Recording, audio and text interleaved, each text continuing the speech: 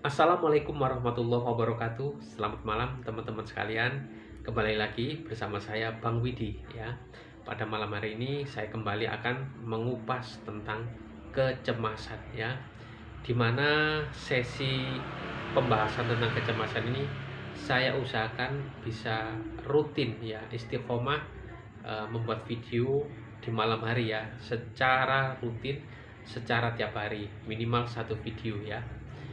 Demi apa sih? Demi melengkapi video-video saya yang selama ini didominasi dengan sajian informasi tentang menu-menu yang berpotensi mengganggu lambung ya.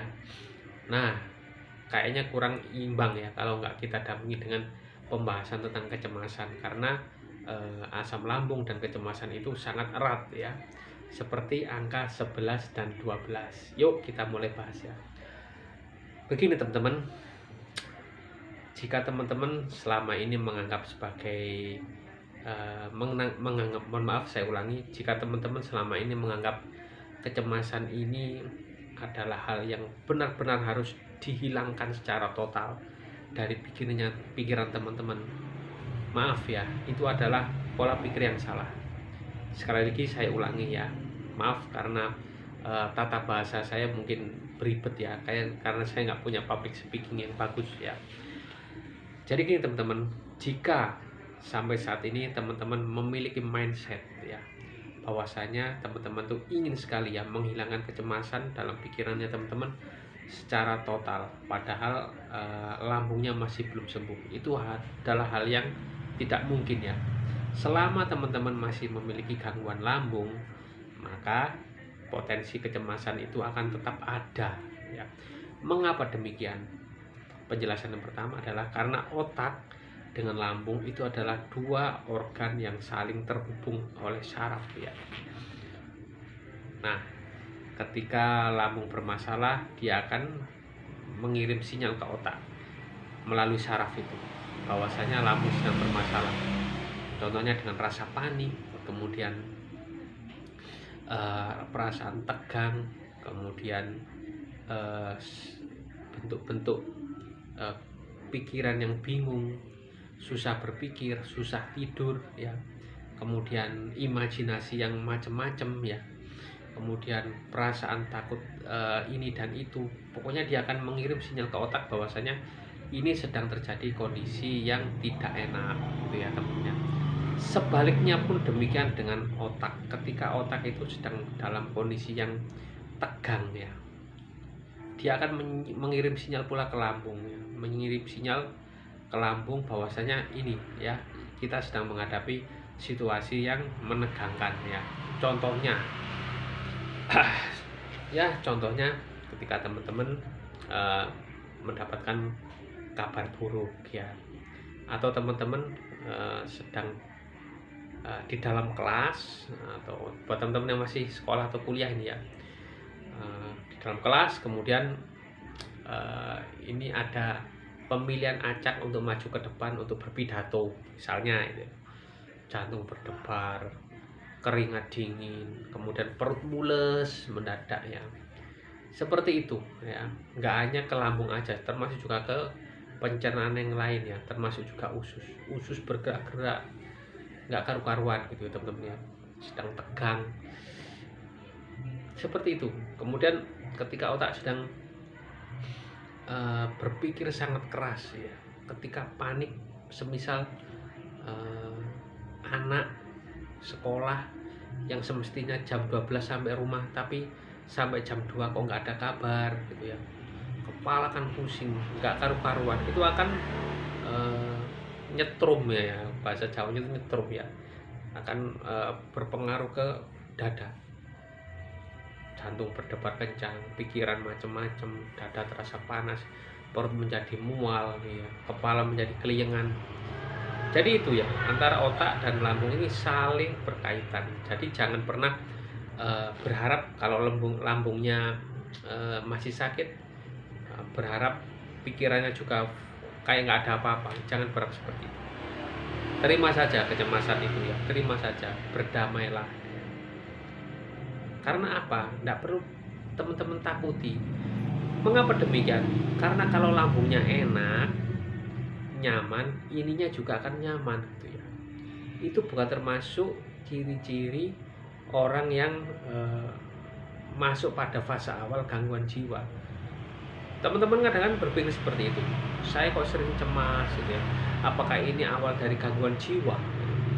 Apalagi ditambah browsing-browsing, lihat di grup ini dan itu, melihat ada orang yang sampai ke psikiater, ke poli jiwa, padahal keluarnya di Lampung, kenapa kok sampai ke poli jiwa gitu. Kemudian teman-teman mulai menyamakan sensasi, ya itu kesalahannya itu, disama-samain. Kemudian kalau orang itu sakit lambung sampai ke psikiater, berarti saya juga nanti bisa seperti itu dong. Itu adalah pola pikir yang salah ya.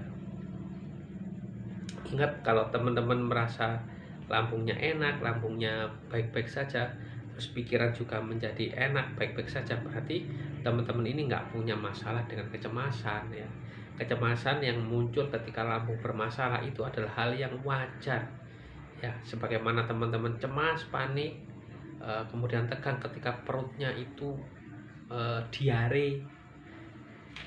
Panik mana sama diare ya, apalagi diarenya jam 1 malam.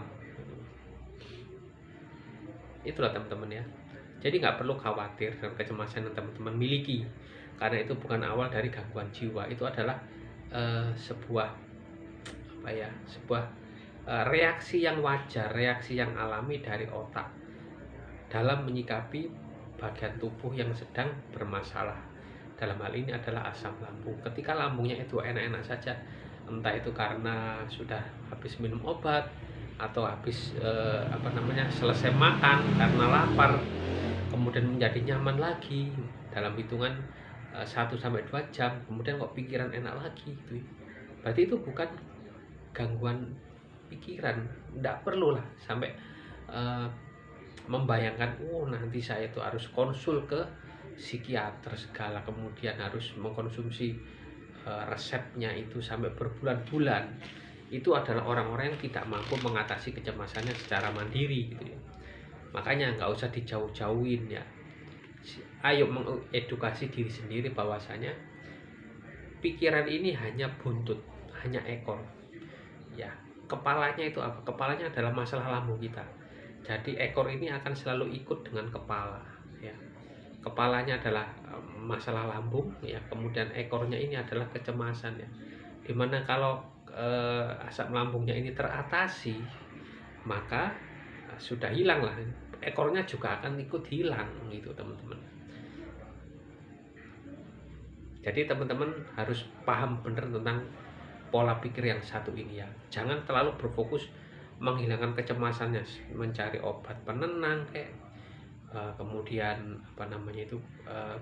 ikut-ikutan mencari-cari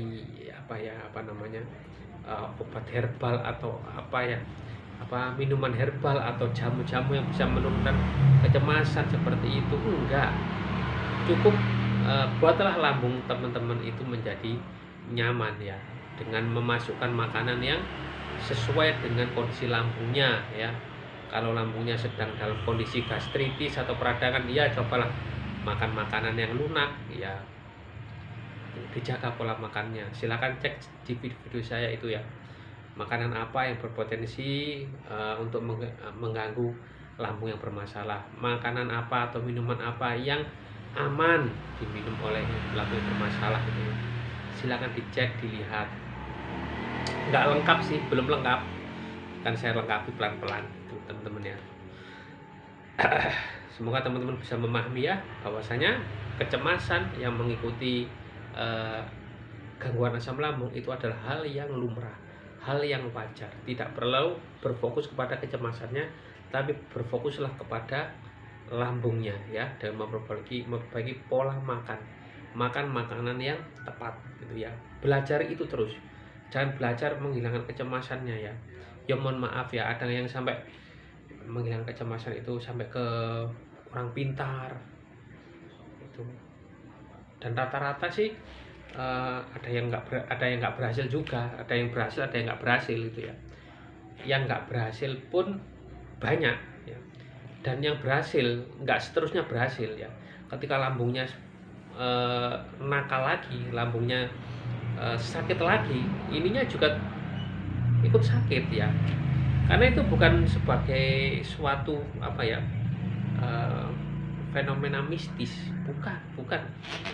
Itu hanya fenomena apa ya, tubuh kita yang butuh perhatian ya, butuh reformasi pikiran, reformasi lambung, direformasi dulu. Makanan-makanan apa yang harus saya sisihkan dari apa namanya, dari jadwal makan saya, dari waktu-waktu makan saya itu apa yang harus saya sisihkan, apa yang harus saya teruskan, apa yang harus saya hindari. Hanya itu kok teman-teman. Saya sering kok melihat kasus itu kambuh lagi, karena apa? Balik lagi nyobain makanan pedas, balik lagi nyicipin mie instan ya. Setelah proses penyembuhan yang panjang dan lama dan membutuhkan apa namanya, perjuangan luar biasa, setelah dapat kesembuhan ternyata balik lagi makan makanan pola lama, balik lagi ke sebelah, ke mie ayam, ke mie instan, ke makanan bersantan, ke apa namanya, ke rendang-rendangan ya, masakan-masakan Padang yang sifat-sifat makannya itu tajam. Itu makannya hanya butuh waktu 10 menit, tapi kadang membutuhkan pemulihan total ya. Pemulihan itu lebih dari 10 bulan bisa ya. 10 menit untuk 10 bulan bisa loh, seperti itu teman-teman. Nggak sayang tak dengan kesembuhannya yang sudah dicapai susah-susah. Kita kembali lagi ke masalah kecemasan ya.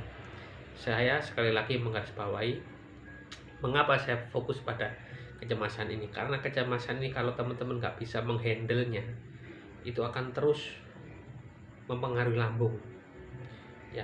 Kalau teman-teman nggak mampu nyuekin, fokusin ke kecemasan terus ya, terhanyut terus ya, maka akan mempengaruhi lambung juga. Karena ini saling terhubung. Caranya gimana bang? Sederhana ya. Itu tadi yang pertama, betulin makanan. Terus yang kedua, cari kesibukan, cari aktivitas ya. Jangan malah sendirian. Kecemasan biasanya muncul pagi hari ya, dingin gitu ya, bangun tidur itu udah biasanya gampang sekali kecemasan itu naik gitu ya. Caranya seperti apa? Makan dulu, sarapan dulu, nasi putih sama telur ceplok ya. Setelah kenyang keluar, yang punya sepeda goes silahkan di goes sepedanya ya. Ketemu orang-orang sapa, pagi pak, halo bos, silakan ya. Kemudian yang punya motor ambil kunci kotak, gas motornya ya, lewati jalan-jalan yang bukan jalan raya ya, jalan-jalan kampung yang melewati persawahan ya, melihat yang hijau-hijauan ya. Kalau ketemu teman di situ berhenti dulu, ajak ngobrol, hilang kok, simple sebenarnya. Hanya perlu dialihkan tes itu ya. Semakin kamu diam, kamu layani, nggak akan selesai, malah akan semakin berat, membuat frustasi ya. Itu aja dari saya, semoga bermanfaat. Sudah malam teman-teman, mau jam 10. Selamat beristirahat, selamat tidur. Semoga besok pagi teman-teman bangun dalam kondisi yang lebih segar, lebih sehat, lebih fresh, memiliki energi yang lebih baru dan lebih luar biasa menjalani hari-hari untuk besok dan selanjutnya. Semoga sehat selalu. Wassalamualaikum warahmatullahi wabarakatuh. Salam sehat jiwa dan raga.